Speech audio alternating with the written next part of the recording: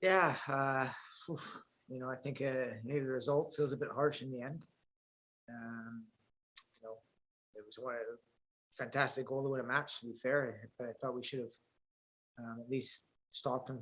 Foul with three guys around him, allowed him to go through, but fantastic finish. It's always tough after you miss a penalty too to, um, I feel like you have the game a little bit. But I thought we were good for the first 35 minutes of the first half, and I thought we were good for the first 35 minutes of the second half, really. I thought we tailed off at the end of two halves.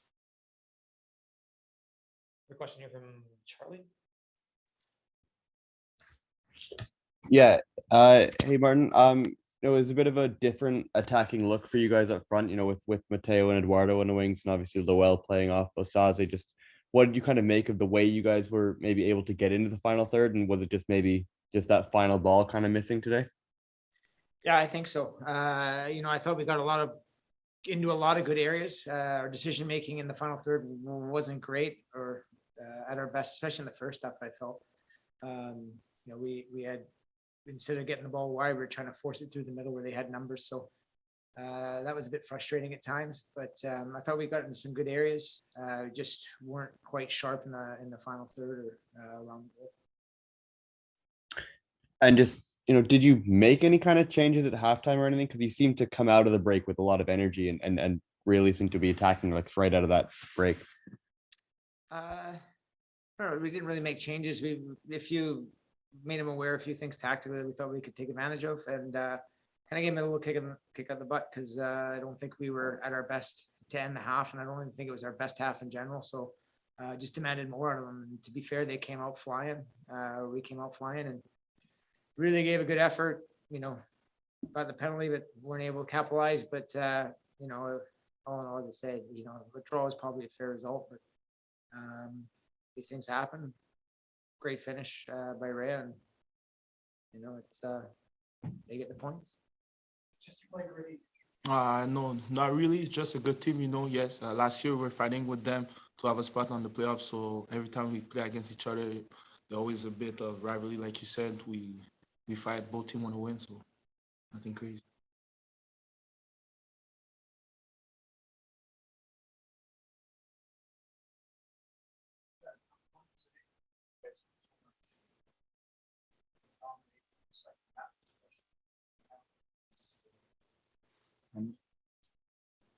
Yeah, it is. It is because second half, first half they have a lot of chance at the end, but we started the second half the good way. I think so. We have a lot of chance all second half. I think they didn't have like more than two shots, so really disappointed to take a goal at the end of the game like that.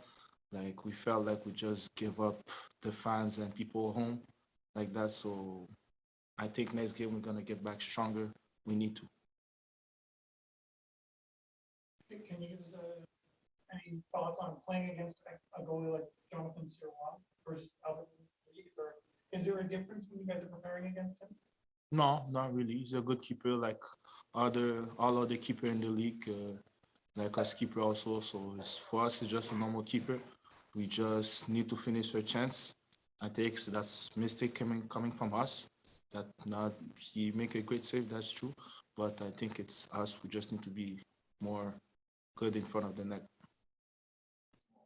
Well, it was an amazing goal, honestly. Like when I saw the ball on my feet, I saw three guys around me, and I'm like, how am I gonna get out of this? So my body honestly just took over, found a way out, and I'm like, this is my chance. And I just shot left corner and it went in, and it was like just a rush of emotions. It was honestly incredible. Yeah, of course, especially at home in front of the fans with the team. Couldn't have asked for a better day. Yeah, a couple of other opportunities throughout the game.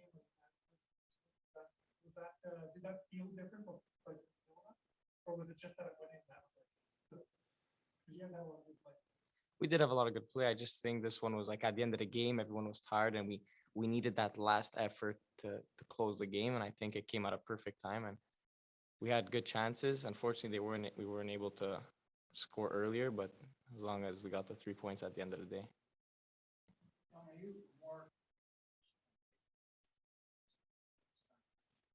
I would say so. I think last year it took me a few few games to adapt to the team, to the league. And I feel like when I got called back and I had the first game against Edmonton, it was like following into like the transition was super easy. And I thought that like I was gonna have a much better season the second time around. The first season I thought it was like a bit slow. I wasn't able to express myself as much as I wanted to. I feel that this season is really, it's gonna be my season.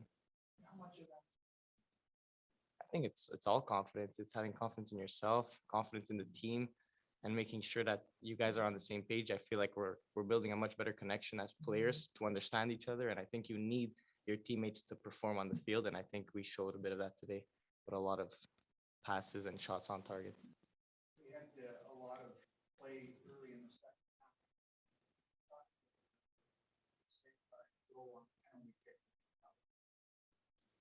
Yeah, it was a crazy save. Like, but honestly, I had no doubt. Like, Joe thrives in these situations, and when they call the penalty, I'm like, nah, we know Joe's got this. It's like I wasn't even nervous, honestly. And he's the one who kept us in the game, gave the team a boost, and we felt it. Like that's what we needed to keep going, keep pushing, and it paid off. Charlie, go ahead. Yeah, sorry, Sean, you kind of touched on it there, but I know that you've played with and known Joe Sirois for a long time. Just how confident are you guys playing in front of him? You mentioned that you weren't even worried when you gave up the penalty. Just he's clearly one of the top goalkeepers in this league, right? Yeah, of course. That's just what Joe does. He's a great shot stopper, great with his feet, and he's just a wall of nets. Like when there's a penalty, it's not a 50-50, it's more a 70-30 in Joe's favor, honestly. It's great to have a keeper that strong in nets. It's good for the team. It's good for everybody. I think we played a very good first half. I think that every time we were put in a bit more of a dangerous position was, a bad giveaway in our half or a poor decision on the ball. But overall, I think we were the best team in the first half, and we finished the half well. I think that we had, half chances. We were getting in behind and chances to put balls in and square balls near the 6-yard box. So I felt we should have had a goal at that point in time in the game. The games it's like that. There's going to be high moments and low moments, and you need to manage those. And they came out better in the second half. I think they adjusted the way they pressed. In the first half, Fordyce, Guti were getting a lot more time and space on the ball in our build-up phase. And then they adjusted. They went with their two of their midfielders pushing on our two midfielders, and it made it hard for us. And we started to give too many balls away in our half. And they were, I would say, for maybe 25 minutes of the second half, the best team. Then comes the PK in a moment where we were in a low, and Joe makes the save. And this is what it is. This is how football games go. We were able to take care of that moment. And then I think that the substitutions we made helped us. It gave us control again of the game. I think they were targeting a little bit our exit and our possession on the left side as a reference of pressure. And Guti just gave us a little bit of calm and composure there. And then Jacob came in the game very well. And the goal is an act of genius when you look at it again, and how he gets out of that pressure and still have the ability to finish the way he finished. These are games that are decided often on one action, one play, and it went our side today.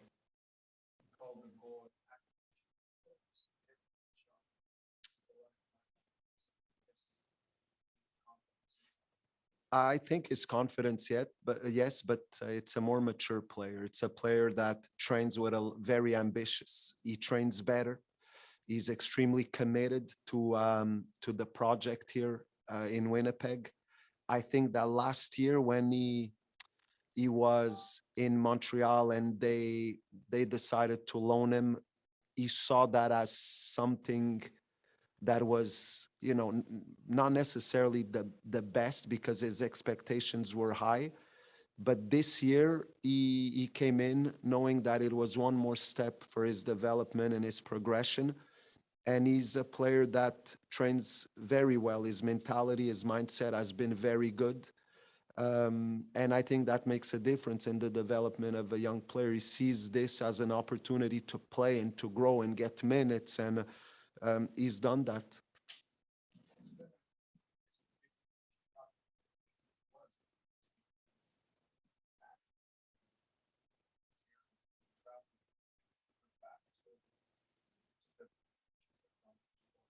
It was important to get this win. I think that you're going on the road for two very difficult games in Calgary and then in Pacific. And, you know, we get that draw against Halifax in a game that we kind of had to grind to get the point. And after the week that we had spent because of COVID, and then comes a Vancouver game, which is, you know, the reality, it's a bit out of context. I can't go crazy on that game, and we needed to respond. We needed to respond with a win. I think a draw today or a loss, you know, coming out of 2 home games with 1 point or 2 could be heavy. And it was, you know, I told the guys, we're gonna have to find a way. Today we have to find a way to get the 3 points, and the guys did that. So it shows a lot of the character of the team. I tell the guys that you won't be able to play and be a dominant team for 90 minutes every game. There's going to be moments where things are not going your way. We still need to find a way to make sure the bounces go our way, to make sure that we come out of the duels with the advantage, that we don't lose the game or we don't concede. So I think that the guys have done that in the games, the 2 league games where we had to deal with a lot of down moments. I go back to the Halifax game and even some moments of this game, and the truth is that we kept 2 clean sheets. So that's always going to give you a chance to win a match. The question here from Brandon, go ahead.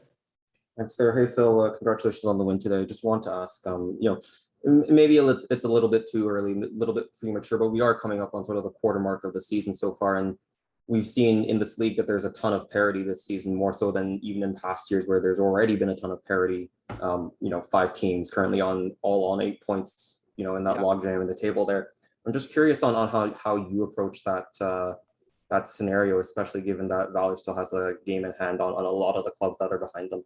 1 game at a time. That's our message. That's how we approach it. We can't be looking too far ahead. 1 game at a time. We took care of this one, and now we have to go to Calgary and just go 1 game at a time. I think that it's true what you're saying. There's a lot of parity. Any team in any given day could win a match, and it's going to be like that to the end. So I think that it's almost a scenario where every game becomes a final, and that's good for the league. It's extremely competitive. Teams know that they can't drop their levels of competitiveness. They can't drop their guard, and that's where depth is going to be tested. That's going to be an important factor in being able to sustain performances. Much appreciated, and congratulations again on the win there. Thank you, Brandon. Some great play today. You talked about the grind against Halifax to get the draw. Do you find that there's any disadvantage? Because some of your most skilled players are also the smallest players on the pitch. Yeah. So do you find that that's an issue? I think you need to learn how to play with that, right? Good players are going to they got to this level for a reason. They understand when to get into a certain space in a certain time where they're going to be able to create a separation, an advantage. And you're right when you say that. There's players that are growing. It's their first professional years. I give the example of a Matt Catavolo. It's part of the growth process. It's part of how a player is going to develop, being able to understand how to get out of a 1v1 situation. And you know, it's if you're not able to do that, it's going to be hard. I don't see the game as a player is good or he's not good. It's not size, it's not age. And I think that the guys we have here in the roster are players that are here for a reason. Now we have to help them. It's still a young league with very young players, and we have to help them grow, and we have to be patient with certain circumstances, and that's what we're here to do. So you don't see the physical, because it's starting more like literally going shoulder to shoulder with guys that are almost a foot taller. Yeah, of course. Yes, of course. We have to get out of those situations, right? These are players that have succeeded, you know. It's part of they're also very dynamic, and they bring other things to the table, and that's I know where you're getting with this question, but if not, you know, football would have become like basketball. You know, it's not the case. Some players with a lower point of gravity have the ability. Example, I don't know if a 6'4" guy would have been able to turn and get out of pressure the way Sean Rea did today. So maybe, but I think there's advantages to also, and you know, there's positional components, and you know, we were looking at our chart on set plays, where we always have the ambition to be in the plus column, more goals scored off set plays than goal conceded. Today we haven't. Today, I mean, after 6 games, because I'll count the Vancouver game, we haven't conceded a goal on a set play situation. So size, yes, but more than that is the ability to understand the space, to defend the space, so that you could intercept the ball and get on. So there's many factors that we have to take in account. Last call for questions for Coach. Charlie doesn't want to talk to me today. Charlie, you're a York fan. Absolutely not. I'll ask you a question if you want. Okay. Yeah, maybe just, you know, Sean was speaking very highly there of, you know, just how comfortable the guys are and how confident they are playing in front of Joe and net. Yeah. He said he was never worried when he gave up a penalty. Just how good is this guy as a goalkeeper, and how good can he be? He's very good on penalty PK situation, that we know. And he's look, what do you want me to tell you? He did what he did last year for this club, and that's why we waited so long to make sure we would get him back. And Joe is growing too. We're here every day with him, and it's not always perfect, right? His game is not perfect, but he needs to play, and he's getting that playing time. And I think he is someone that is closer and getting closer to the next level. You know that that he's always going to give you a chance to win. And I reinforce what Sean says, because, you know, we have this thing in the team where every time we're doing a small game or a